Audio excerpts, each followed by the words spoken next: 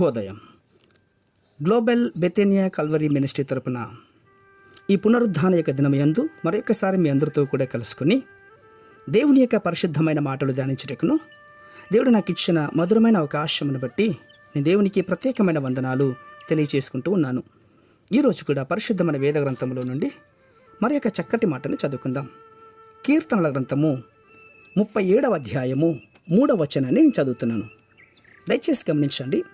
కీర్తన గ్రంథము 37వ అధ్యాయము 3వ వచనము.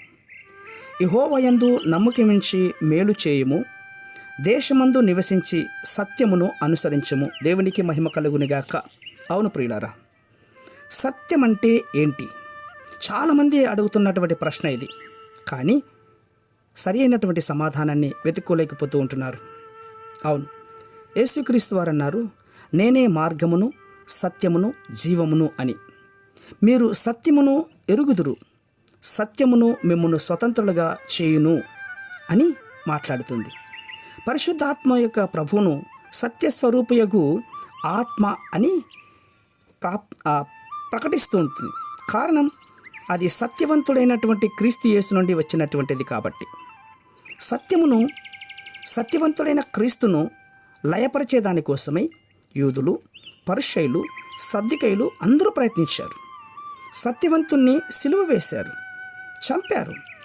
ఆయన చనిపోయిన తర్వాత ఆయన సమాధి చేసి ఆ సమాధికి ముద్ర కూడా వేశారు. ప్రియులారా, ఏ విధంగా అయినా సరే సత్యమును అణిచివేయాలని వారు ప్రయత్నించారు, కానీ వారు ఓడిపోయారు. ప్రియులారా, క్రీస్తు మృత్యుంజయుడై తిరిగి లేచాడు.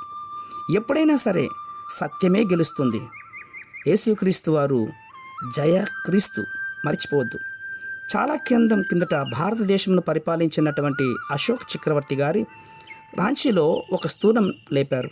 దాని మీద సత్యమే విజయతే అనే మాటలను పెద్ద అక్షరాలతో చెక్కించారు.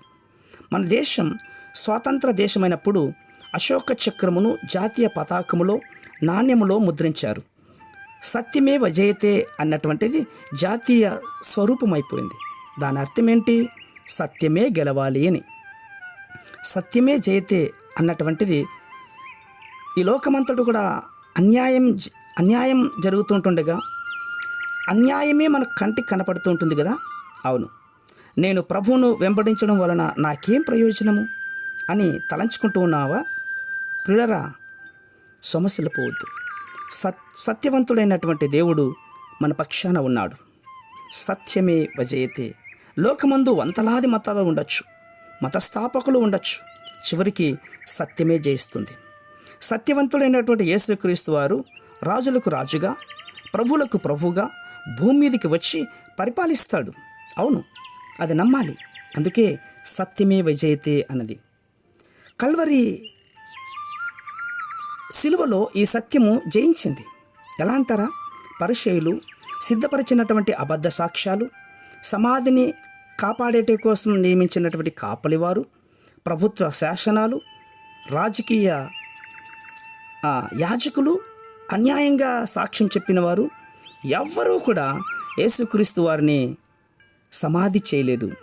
క్రీస్తు సజీవుగా లేచాడు అన్నటువంటి విషయాన్ని ఎప్పటికీ కూడా మర్చిపోవద్దు. అందుకోసమే దేవుడు సత్యవంతుడై ఉన్నటువంటి దేవుడు. పరిశుద్ధమైనటువంటి మా ప్రియ పరలోకపు తండ్రి, మా దేశంలో మేము నివసిస్తున్నంత కాలం సత్యాన్ని వెంబడించినట్లుగా ప్రభువా, మీ యందు నమ్మకమించే గొప్ప తత్వాన్ని ఈ మాటలు వింటున్న వారందరికీ ప్రభువా మీరు అనుగ్రహించండి. ఈరోజు మేము ఓడిపోయిన వారిగా కనపడచ్చు, కానీ చివరికి గెలుపు మిమ్మల్ని వెంబడించిన వారికి. అట్టి కృప మీరు దయచేస్తున్నందుకు స్తోత్రాలు అర్పించుకుంటూ చిన్న ప్రార్థనను మా రక్షకుడైన యేసుక్రీస్తు ఉన్నతమైన నామంలో దినముగా అడిగి వేడుకొని పొందుతున్నాం మా తండ్రి. ఆమేన్, ఆమేన్, ఆమేన్.